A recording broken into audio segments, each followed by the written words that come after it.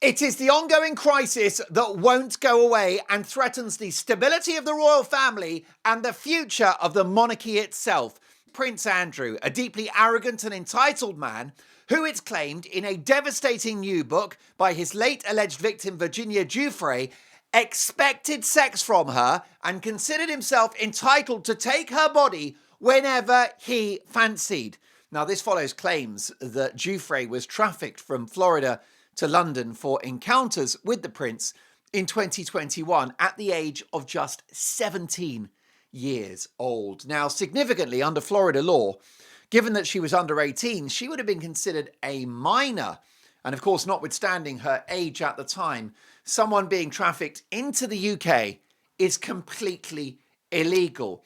The idea that this could have happened at the hands of Prince Andrew, son of Queen Elizabeth at the time, is wild. It is wild. Now, it's worth pointing out that Andrew denies all of these allegations, but the book is coming and it is arriving like an Exocet missile into the royal family. Now, this is Prince Andrew, by the way, who was the Queen's favourite son. That's right, Elizabeth II was a woman of amazing judgment. She was a great, great monarch, one of the all-time great Britons.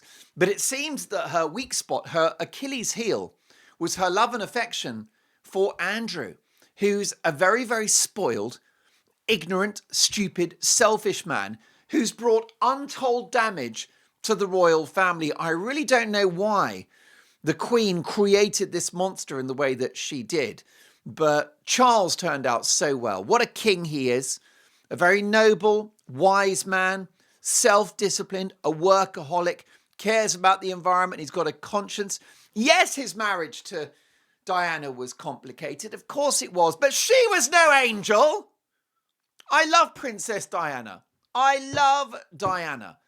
She was graceful. She was beautiful. She was a humanitarian. She was empathetic. But she was no angel. Diana was not perfect, and it was a complicated marriage. And Diana, by the way, was a complicated bunny herself. So yes, Charles should not have conducted that relationship with Camilla at the same time. We know that Diana told the BBC in that Panorama interview that there were 3 people in the marriage. That's unforgivable.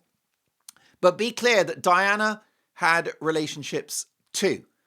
And this is somebody Diana used to call the press. She'd call newspapers and magazines and say, I'm going to be opening this hospital wing on Tuesday. I'll be going to the gym on Thursday at 3:30 p.m. She leveraged the press for her own intentions. Now, she's entitled to, because Diana never really wished ill on the royal family or on the monarchy. Far from it. She admired the Queen. She loved Prince Philip and she respected the institutions of the monarchy, and she loved the United Kingdom. So it's a very, very different story to Harry and Meghan.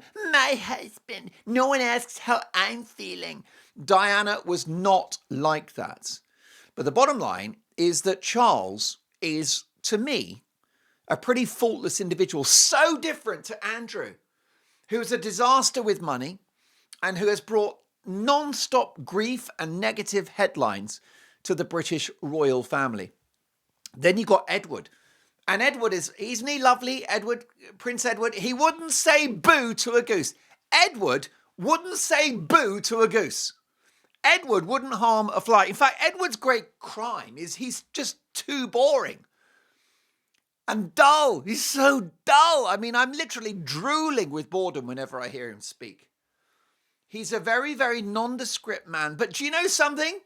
I'll take that. I'll take a nondescript man all day long compared to Andrew. Because did Edward, did Edward get caught up in allegations about trafficking young 17-year-olds to the United Kingdom, expecting sex? Good luck with that. I mean, if you look like Prince Edward, there's no expecting sex. That would be a mistake. That would be a strategic error if you're Prince Edward to expect sex. It can only be a delightful and unexpected surprise. But Edward has caused I cannot think of a single negative headline. The only issue he had is that when he had a TV production company, he struggled to make it successful because he got a first commission, which was a royal documentary, and it did really well, and money was pouring into the company. And then he decided that he'd make some other documentaries, which nobody watched. And the message from the industry was clear. You don't really have a proper production company.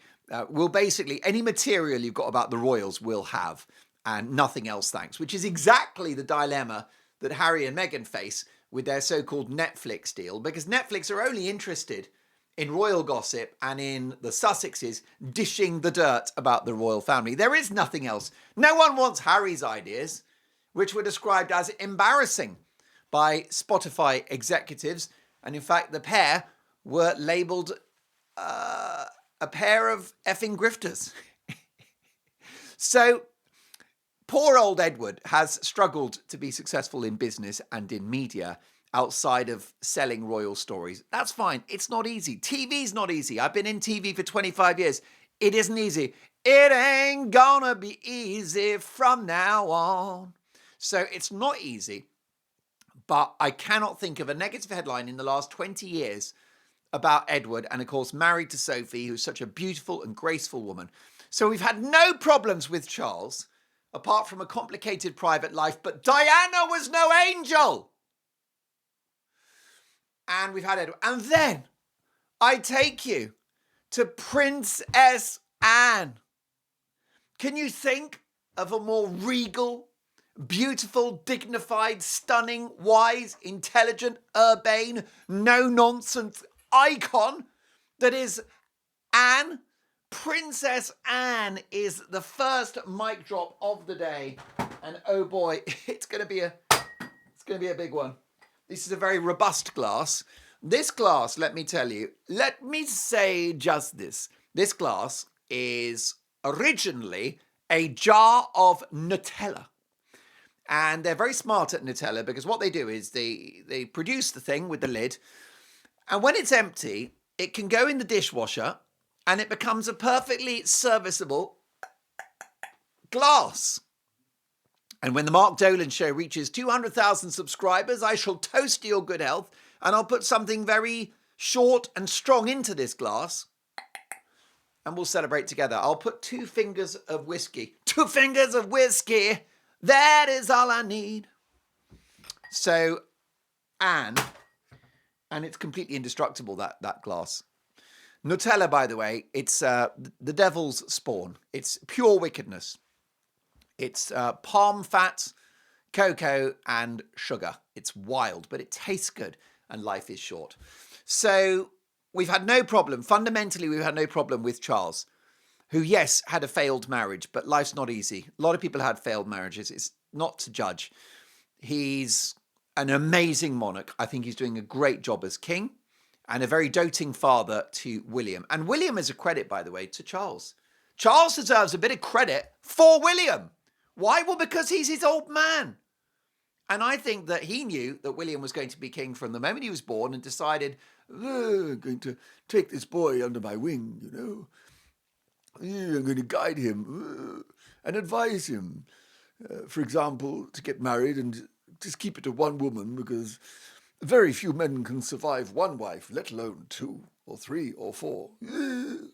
So you got Charles, you got Edward, you got Anne, who are superlative, outstanding, world-class human beings. And then there's Andrew, who has been a permanent embarrassment to the royal family. He is, do you know something? He follows his loins. Because even if you separate away from the Virginia Giuffre thing, this guy is a sex maniac. He really is. It's so shocking. The years and years and years of chasing women, including a lady that was involved in the adult entertainment industry at one point, because he's got no standards whatsoever, no decorum. What went wrong? So this is the Queen's favourite son, who did the ill-judged BBC Newsnight interview in which he talked about going to a pizza restaurant as an excuse for the Virginia Giuffre thing never happened. And she revealed in her book that they went to a nightclub, a seedy nightclub, where he was dancing awkwardly and sweating. And he said on the BBC Newsnight programme, which was a total train wreck, which has been led to 2 different movies, that actually that can't be true because he's got a condition as a result of his time serving in the military where he doesn't sweat or he can't sweat. Right? That was his claim, that he can't sweat. Well, he's sweating now, isn't he?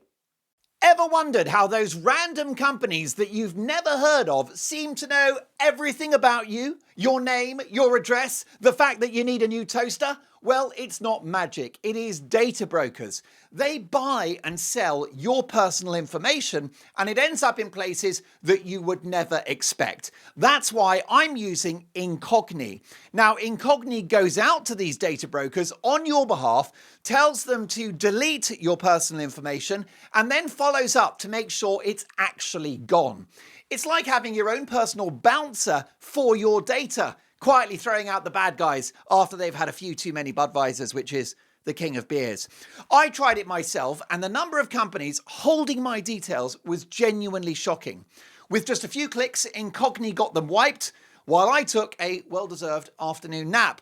Here's the deal. If you go to incogni.com/Dolan and use the code Dolan, you'll get 60% off an annual plan. That's incogni.com/Dolan. Code Dolan for 60% off for the whole year. And then you can buy that toaster in privacy. Big Andy is sweating now as poor Virginia Giuffre's book hits the shelves later this month.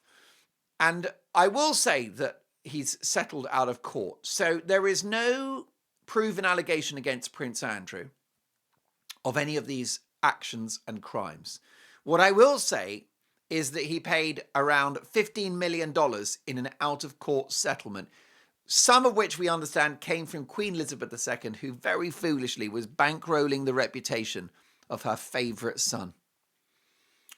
So in Nobody's Girl, a memoir of surviving abuse and fighting for justice, Virginia Giuffre, a key accuser of the late evil man Jeffrey Epstein, because I can't go into too much detail here because it is a family show, but in this book, she recounts 3 occasions on which she claims she was allegedly trafficked to the Duke of York, to Prince Andrew, when she was just 17 years of age.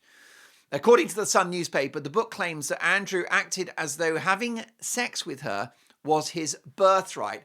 Andrew expected sex, allegedly, with a 17-year-old girl who it's claimed was trafficked into the UK for him. Welcome to hell. I mean, what the actual? But apparently having relations with her was his birthright. Well, this guy is so entitled. And I will say the royal family, they do occasionally produce very, very entitled, arrogant people. I will offer you Prince Harry, who, of course, is not involved in any of these allegations or allegations of that nature. But Harry's another spoiled, overindulgent brat. The two of them are as bad as each other anyhow, but I understand that the allegations against Andrew are far, far worse. Of course they are. Right? All you can say about Harry is that he's just an idiot. But there could be something more at play with Andrew, who considered it his birthright to take this young woman's body at the age of 17, allegedly. And he apparently even thanked her in a clipped British accent after one alleged encounter. I mean, this is the disrepute. As a Brit myself, I'm embarrassed. The memoir, co-written with journalist Amy Wallace before Giuffre's passing earlier this year, is due to be released in America on the 21st of October, just a few days away. It charts her abuse at the hands of Epstein, who died in prison in 2019 whilst awaiting trial. By the way, died, right, apparently took his own life, except that, well, he was a very rich man who didn't suffer from depression or anything. And he could easily have carried on, fighting these allegations. He had endless resources. And even if he'd gone down with all of these crimes, he still would have got out to enjoy a very comfortable retirement. Why would he take his own life? And also, why wasn't he being watched by guards when it happened? What a mystery that this man, who it's alleged had an address book of politicians and celebrities who allegedly he'd procured young women for. Isn't it a strange thing that he mysteriously, having demonstrated no previous mental health issues, took his own life with no prison guards around, even though it was a clear potential risk. And funnily enough, the CCTV that's supposed to be running 24/7 in America, which is the most sophisticated country in the world, the home of the iPhone and the Mac computer and SpaceX and NASA, that they can't keep a little camera working in a jail cell occupied by one of the most infamous figures of the 21st century. I beg your pardon. So no, there was no prison guard. And apparently he was suddenly, having never had mental health issues, suddenly so depressed he took his own life. And the CCTV was broken for that moment in time when he took his own life. Make it make sense. Ghislaine Maxwell is now serving a 20-year sentence for trafficking. This is his ex-girlfriend and assistant, and strangely, by the way, the daughter of media mogul Robert Maxwell, who owned the Mirror newspaper and Oxford United Football Club. He was kind of the British Rupert Murdoch. I like Meghan Markle. I think she's got strong genetics and elastic skin and enough teeth to satisfy my needs. So, but Maxwell was a very corrupt man who faced financial problems and wound up accessing and plundering the pension funds of his employees at the Mirror Group newspaper firm. So this is a guy that he needed money. He literally took it out of the pension pot of his employees. He took their pensions to pay his day-to-day bills. A truly wicked man who mysteriously fell off his own yacht on holiday whilst these allegations were swirling around. So he was wrong and he was a bad man. And I can say that now. You couldn't say it at the time because Robert Maxwell used the law to sue people if they dared to criticize him because he was a horrible, dreadful bully. Anyhow, he's a crook, right? By the way, I do occasionally tighten my tie. And yesterday I was tightening my tie, but it was still loose. So I tightened my tie, but it was still slipping down. Got some big stories for you today. We've got to power through this. So much to get through. We're going to remember the lovely, late, great Liam Payne at the end. What a sweet, lovely man. He was a pop star, One Direction. His passing. There's too many sad news at the moment. Too much sad news. But we'll reflect on his passing and his career shortly. Somebody wanted me to sing a Liam Payne song. I will say, I don't want to butcher any of his great songs. And I am actually not that familiar with One Direction or Liam Payne as an artist, so it would be wrong to do that. But we'll have a think about his great legacy in just a moment. So Giuffre came to prominence in 2011, Virginia Giuffre, when she became the most outspoken of Epstein and Maxwell's victims. Her decision to go public, along with the now infamous photograph of her standing beside Prince Andrew, played a major role in the Duke's dramatic fall from public life.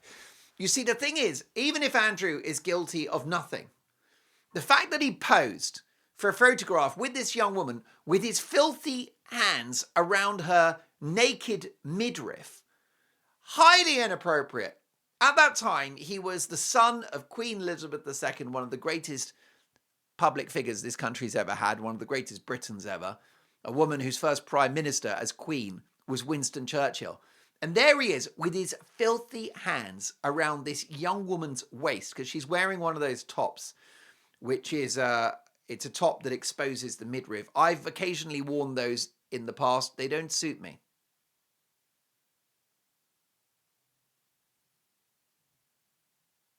They don't suit me. Lots of bits of my body are very alluring, ask Mrs. Dolan. But the midriff, it makes me look cheap. You know, when I just, even though a lot of viewers of the Mark Dolan show said, have said, can we have some more midriff? I don't think it's my best look. So anyway, this poor woman, right? He's got his hands. It didn't suit me. He's got his hands around her waist. That's already highly inappropriate. Are you out of your tiny mind? That's a misjudgment. That's a scandal. That's enough to bring down the royal family. Intimately cuddling a young girl, 17 at the time. And that's before you get to the allegations made in this book, which I must stress, Prince Andrew denies. Now, the book reportedly describes her first alleged meeting with Andrew on March the 10th, 2001. So she meets him on March the 10th, 2001 at Ghislaine Maxwell's home in Belgravia, a source told The Sun that Ghislaine Maxwell made her feel like Cinderella, and she claims Andrew correctly guessed her age, remarking that she looked older than his two own daughters, who were 12 and 10 at the time. Yikes! Andrew makes a strange remark where he says, "Oh, you look older than my daughters, who are 12 and 10. Why are you even bringing your daughters into this? And they're 12 and 10, and why is the word daughter even in this conversation?" She says Epstein used her disposable Kodak camera to take the well-known picture of her with Andrew, the one where he's got his naked hand on her midriff. I had a similar type of top. It didn't suit me at all. Especially not after a heavy meal, because you get so bloated. I think I may be celiac, because if I've had bread, I just explode. And so when you wear those boob tubes and you have the exposed, and the muffin top is just, it's like a whole bakery. It's more than just a muffin top. A whole bakery pours out. It didn't suit me. It wasn't my best look. I may release photos on a future occasion. Better in than outs. She says Epstein used her disposable camera to take that well-known image of her with Andrew on March the 13th, 2001. Later, she recounts an evening at London's Tramp nightclub where Andrew allegedly bought her cocktails, danced awkwardly and sweated profusely. The memoir also claims that Maxwell instructed her to do for him, this is Ghislaine Maxwell, instructed her to do for Andrew what you do for Jeffrey. I mean, this is just, we can't really talk about too much of this because it's too dark and it's too horrible. But it matters because it's affecting the royal family in real time. She says that Andrew was particularly attentive to her feet. She alleges Epstein paid her $15,000 afterwards and recalls Andrew's thank you, delivered in a formal British tone. Reflecting on the episode, she's quoted as writing, "He was friendly enough, but still entitled, as if he believed having sex with me was his birthright." Regarding that now famous photo, she adds, "We had no idea of the commotion the photo would later cause." Now, Andrew has consistently denied these allegations.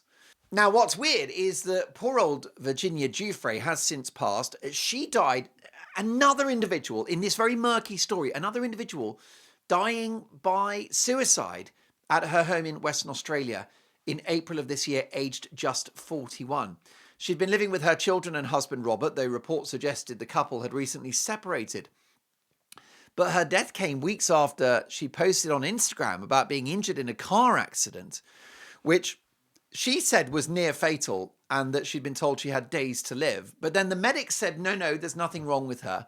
And the police downplayed the severity of the accident and said there were no serious injuries to anyone. So she's in a car crash that she says has left her with days to live. The police say nothing to see here. The medics say injuries were non-existent, just a little bruising. And then she passes by her own hand in April of 2025. What is going on? Now, her family described her as a fierce warrior in the fight against sexual abuse, saying the toll of abuse became unbearable, and it just breaks your heart. And there's a lot to say in response to all of this. First of all, I'll tell you who's not happy, is Prince William, who's one of my heroes.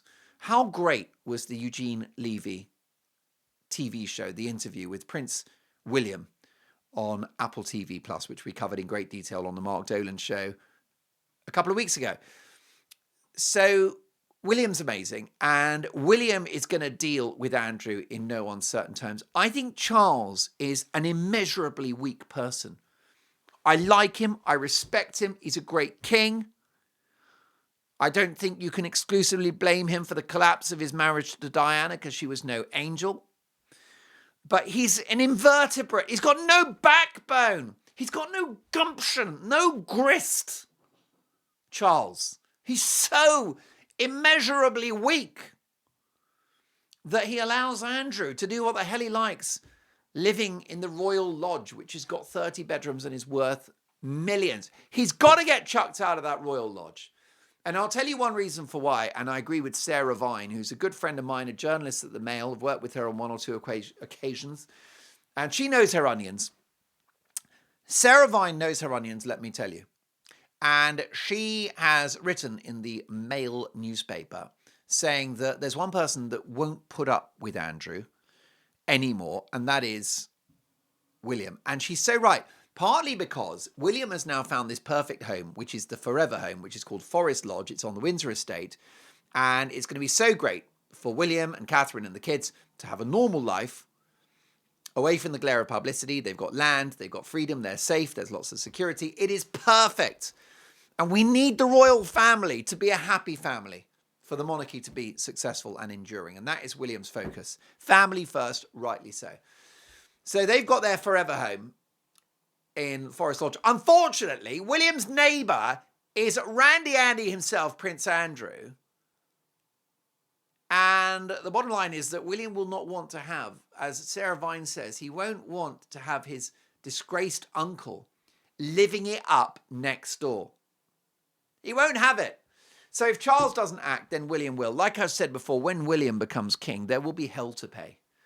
There will be hell to pay. He will take Harry down to Chinatown and Meghan, and he'll take Andrew down to Chinatown as well, and he'll chuck him out of the Royal Lodge. And I don't care about court cases and leaseholds and agreements and documents and contracts. Charles, you are the king. And if you're the king, then you call the shots and you decide. Very funny, years ago when I was about, how old was I? It would be useful to know. I suppose probably 17 or 18. And I had some work experience in the House of Commons, which is the Parliament of the United Kingdom.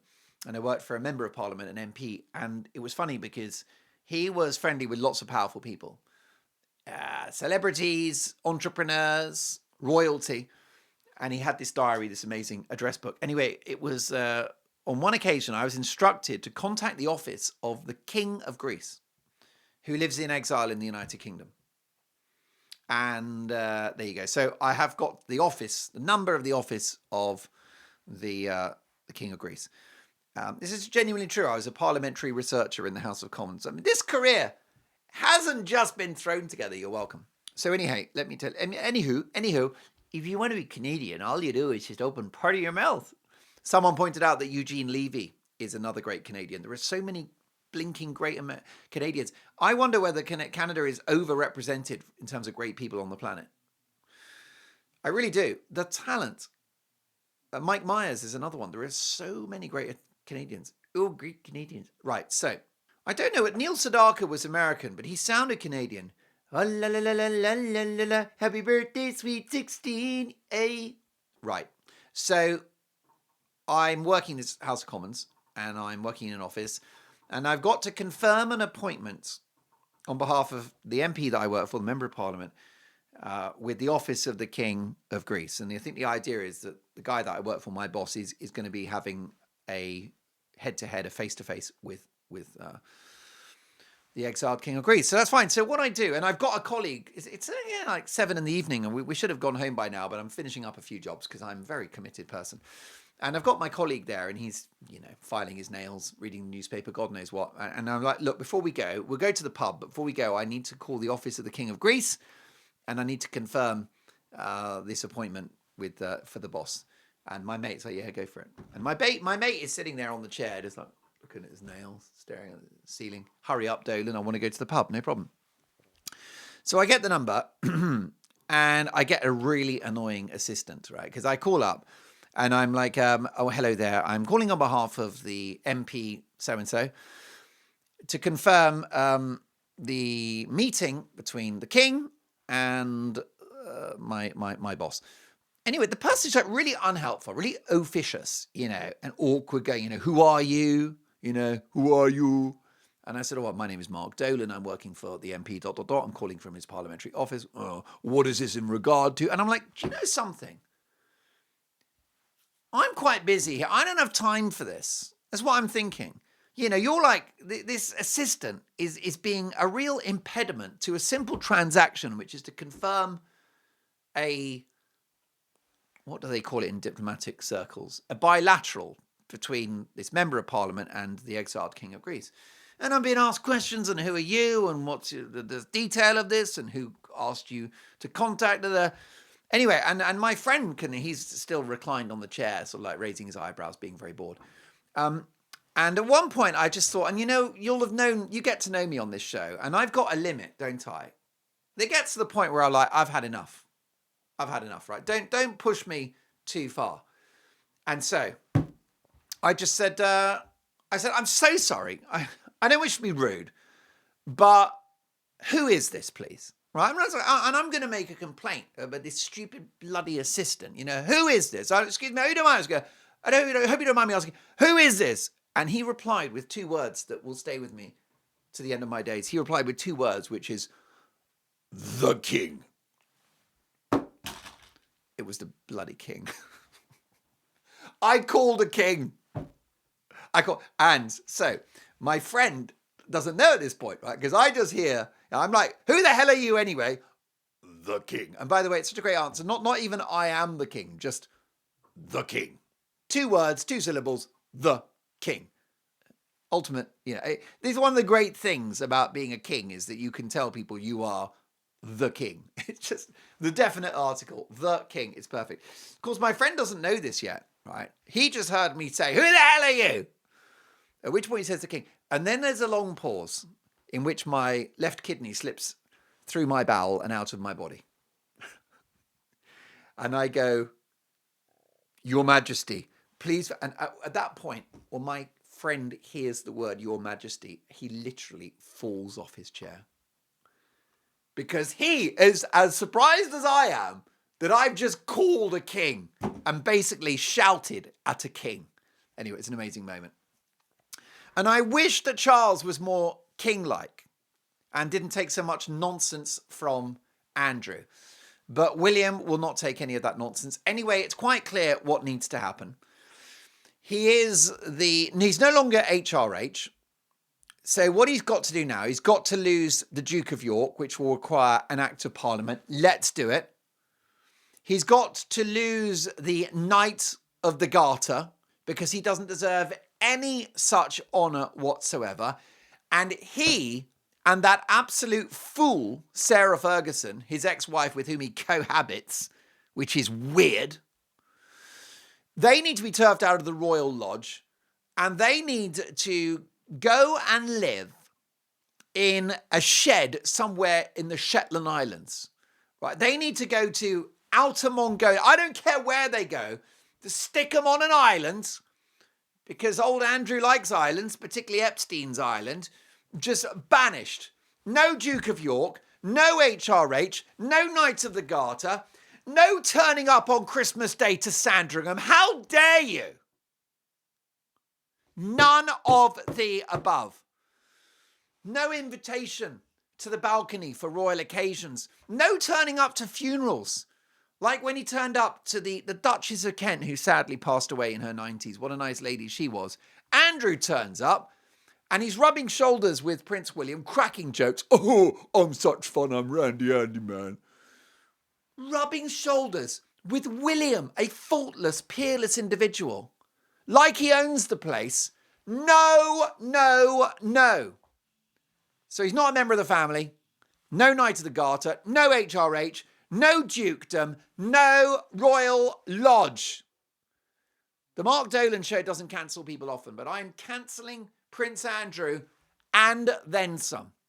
Folks, so much more to get through. Cannot wait to see you for the next show, which will be Sunday, unless there are surprise videos popping around here and there, because I'm always talking about plans for the show. And it may be that occasional extra short videos go out at different times of the day, like a little 8-10 minute espresso Dolan, specifically dealing with a particular story. So the show will always go out at 6 p.m. UK time, which is 10 a.m. on the west coast of the United States and the middle of the night in Australia. In the middle of the night, where the valley was low. But we might chuck out the occasional late video at midnight UK time, which means the Brits can catch up with it in the morning, and the folks in America receive the video in prime time. So we're going to just see whether we can do that. Actions speak louder than words, but we're thinking about playing around with a few bits and pieces. One more arrow, one more arrow, one more arrow, one more arrow, one more arrow, one more arrow. One more